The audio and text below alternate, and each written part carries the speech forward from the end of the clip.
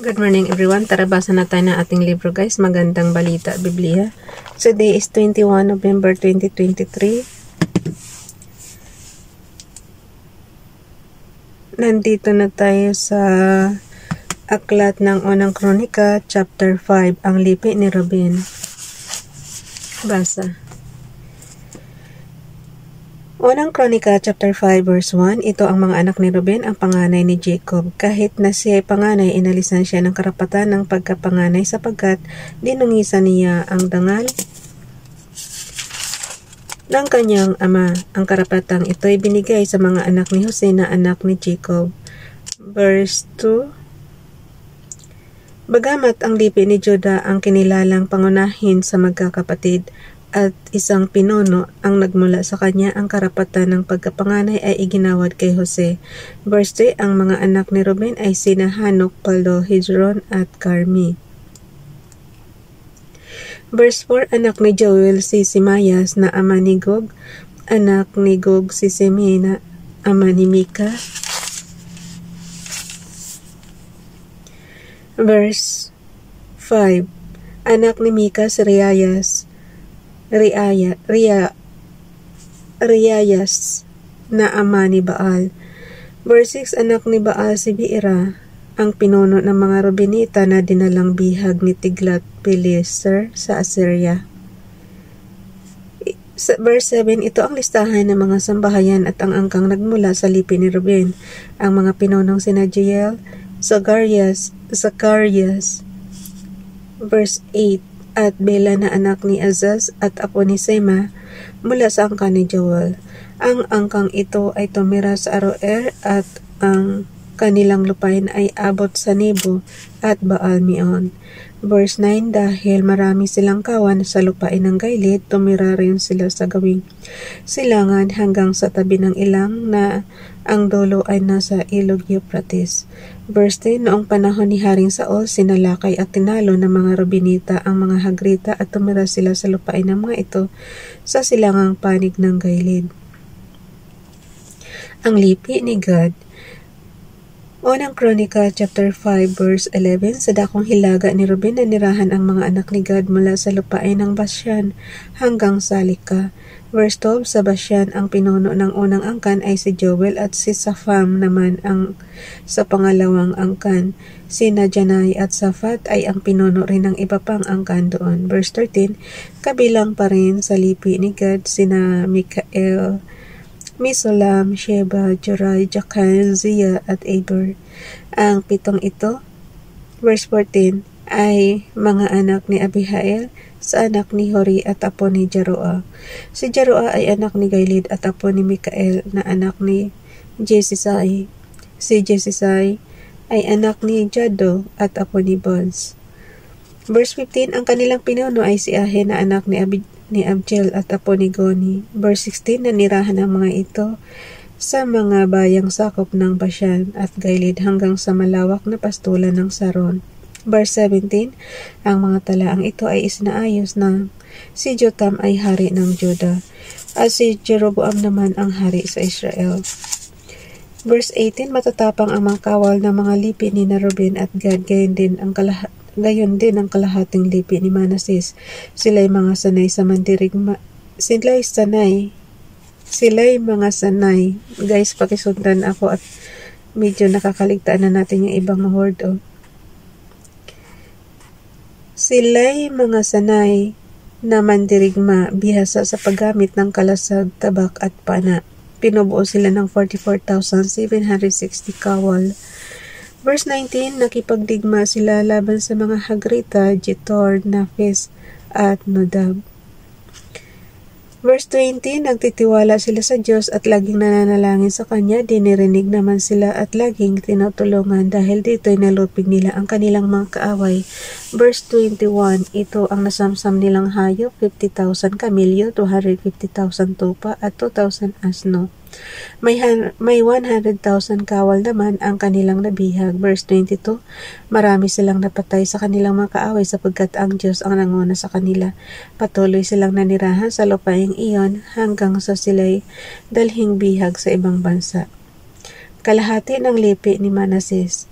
Unang Kronika Chapter 5 verse 23, ang kalahating lipi ni Manases ay napakarami, kumalat sila sa iba't ibang lupain mula sa Bashan, Baal Hermon, Sinir hanggang sa bundok ng Hermon. Verse 24, ito ang mga pinuno ng kanilang mga angkan, sina Efer, Isi, Eliel, Ashriel, Jeremias, Hodavias at Jediel.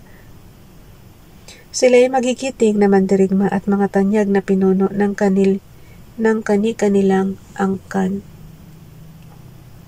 Verse 25, ngunit ang mga liping ito ay hindi nanatiling tapat sa Diyos ng kanilang mga ninuno, sumamba sila sa mga Diyos-Diyosan ng mga bansang pinalayas ng Diyos. Verse 26, kaya't inudyukan ng Diyos ng Israel si Haring Paul ng Assyria na tinatawag ding Tiglath-Pileser na sa lakayin ng Israel. Binihag nito ang mga Rubenita, Gadita at ang kalahating lipi ni Manases. Dinala sila sa Hala, Habor, Hara at sa tabi ng ilog Gulsan. Nandito na tayo sa Unang Kronika Chapter 6, ang lipi ng mga pinakapunong pare. Unang Kronika Chapter 6 verse 1, ang mga anak ni Levi. Nagmamandali lang guys ha. Ang mga anak ni Levi ay sina Gersom, Kohat at Merari. Verse 2, ang mga anak naman ni Kohat ay sina Amram, Izar, Hebron at Yisrael. Verse 3, ang mga anak ni Amram ay sina Aaron, Moises at Miriam. Mga anak naman ni Aaron sina Nadab, Abihu, Eleazar at Itamar. Verse 4, anak naman ni Eleazar si Phinehas na ama ni Abisua. Verse 5, anak ni Abisua si Buki na ama ni Uzi. Verse 6, anak naman ni Uzi si Serahayas na ama ni Mariot. Verse 7, anak ni Merayot si Amarias na ama ni Ahitob. Verse 8, anak ni Ahitob si Sadok na ama ni Ahimaas. Verse 9, anak ni Ahimaas si Azarias na ama ni Johanan. Verse 10, anak naman ni Johanan si Azarias, ang paring naglingkod sa templong itinayo ni Solomon sa Jerusalem. Verse 11, anak naman ni Azarias si Amarias na ama naman ni Abitob. Verse 12, anak ni Ahitob si Zadok na ama ni Salom. Verse 13, anak ni Salom si Hilkias na ama naman ni Azarias. Verse 14, anak ni Azarias si Seraya na ama ni Jehozadak. Verse 15, si Jehozadak ay nakasama ng ipatapon ni Yahweh ang Juda at Jerusalem sa pamamagitan ni Nebukadnezar. Iba pang angkan ni Levi. Verse 16, ang mga anak ni Levi ay sina Gersom, Kohat at Merari. Verse 17, anak ni Gersom sina Libni at Simi. Verse 18, mga anak ni Kohat sina Amram, Izar, Hebron at Yisrael. Verse 19, ang kay Merari naman ay sina Mali at Mosi. Ito ang mga angkan ng mga Levita ayon sa kanilang mga magulang. Verse 20, anak na Gershon si Libni na ama ni Jahat na ama ni Zima. Verse 21, anak ni Zima si Joa na ama naman ni Edo na ama ni Zara na ama ni Jeatrai. Verse 22, anak ni Kohat si Aminadab na ama ni Korah na ama ni Aser. Verse 23, anak ni Aser si Elkanah na ama ni Ebiasaph na ama ni Aser. Verse 24, anak ni Aser si Tahat na ama ni Uriel, ama ni Uzias na ama ni Shaul. Verse 25, anak naman ni Elkanah sina Amasai at Ahimot. Guys, kung magaling kayo sa family tree, masusundan nyo to. Ako mahina ako kaya hindi ko gaanong inaano. Verse 25, anak naman ni Elkanah sina... Ulitin ko yung verse 24 guys. Anak ni Aser si Tahat na ama ni Uriel, ama ni Uzias na ama ni Shaul. Verse 25, anak naman ni Elkanah sina Amasai at Ahimot. Verse 26, anak ni Ahimot si Elkanah na ama ni Zophar na ama ni Nahat. Verse 27, anak naman ni Nahat si Eliab na ama ni Jeroham na ama ni Elkanah na ama ni Samuel. Verse 28, dalawang anak ni Samuel si Joel at ang panganay at si Abijah ang pangalawa. Verse 29, anak ni Merari si Mali na ama ni Libni na ama ni Simi na ama ni Uza. Verse 30, anak naman ni Uza si Simea. Iba yung Simea. Na ama ni Hagaya na ama ni Asaya. Kasi guys, ang pagkakaiba lang is letter I, yung sa dulo, naman ng isa is letter A. So, Simi at Simea is magkaiba. Ang mga mang-aawit Okay, ulitin ko yung verse 29 ha. Anak ni Merari, si Mali, na ama ni Libni, na ama ni Simi, na ama ni Yusa. Verse 30, anak naman ni Yusa, si Simea, na ama ni Hagaya, na ama ni Asaya. Ang mga awit sa templo, verse 31, ito ang mga lalaking pinamahala ni David sa mga awitin sa templo ni Yahweh mula nang dalhin doon ang kaba ng tipan. Verse 32, ginampanan nila ito ayon sa mga tuntuning itinakda ang kanilang mga tungkulin sa tabernakulo ng tuldang tipanan hanggang sa itayo ni Solomon ang templo sa Jerusalem. Verse 33, ito ang angkan na nagsipaglingkod sa angkan ni Kohat ay kabilang ang tagapangunang si Heman na anak ni Joel na anak ni Samuel. Si Samuel ay verse 34, anak ni Elkanah na apo ni Jeroham na anak ni Eliel na anak ni Toa. Si Toa ay verse 35, anak ni Zuf na anak ni Elkanah na anak ni Mahat na anak ni Amasai. Si Amasai ay verse 36, anak ni Elkanah na anak ni Joel na anak ni Azarias na anak ni Zephanias. Si Zephanias ay verse 37, anak ni Tahat na anak ni Aster na anak ni Ibayasaf na anak ni Korah. Si Korah ay verse 38, anak ni Esar na anak ni Kohat na anak ni Levi na anak ni Israel. Verse 39, nawa gawing kanan ni Heman. Israel guys is Jacob. Verse 39, nasa gawing kanan ni Heman ang ikalawang koro, ang pangkat ng kapatid niyang si Asaph na anak ni Berechias na anak ni Simea. Verse 40, si Simea ay anak ni Mikael na anak ni Baasiyas na anak ni Malkias. Si Malkias ay verse 41, anak ni Itnai na anak ni Zerah na anak ni Adayas. Si Adayas ay verse 42, anak ni Eta na anak ni Zima na anak ni Simi. Si Simi ay verse 43, anak ni Jahat na anak ni Gershon na anak ni Levi. Verse 44, nasa gawing kaliwa naman ni Heman ang angka ni Merari sa pangunguna ni Eta na anak ni na anak ni Casey, na anak ni Abdi, na anak ni Malok. Si Malok ay verse 45, anak ni Hashabias, na anak ni Amazias, na anak ni Hilkias. Si Hilkias ay verse 46, anak ni Amsi, na anak ni Bani, na anak ni Semer. Si Semer ay verse 47, anak ni Mali, na anak ni Mosi, na anak ni Merari, na anak ni Levi. Verse 48, ang kanilang mga kapatid na Levita naman ang inatasan sa iba pang gawain sa templo. Ang angka ni Aaron. Unang Kronika chapter 6 verse 49, si Aaron naman at ang kanyang mga anak ang nangasiwa sa pag-aalay sa altar ng mga handog na susunugin at sa altar ng insenso sa gawain sa dakong kabanal-banalan at sa pagtubos sa kasalanan ng Israel ayon sa inuutos ni Moises na lingkod ng Diyos. Verse 50, ito ang mga sunod pang angka ni Aaron, si Eleazar na ama ni Phinehas, na ama naman ni Ebisua. Verse 15, si Boki na ama ni Uzi at ama ni Zerahiyas. Verse 52, Mirayot. Verse 52 guys. Si Mirayot na ama ni Amarias na ama ni Ahitob. Verse 53, at si Zadok na ama ni Ahimaas. Ang lungsod ng mga Levita. Unang Kronika chapter 66 verse 54 to 55, ang mga lugar na inilaan para sa angkan ni Aaron na angkan.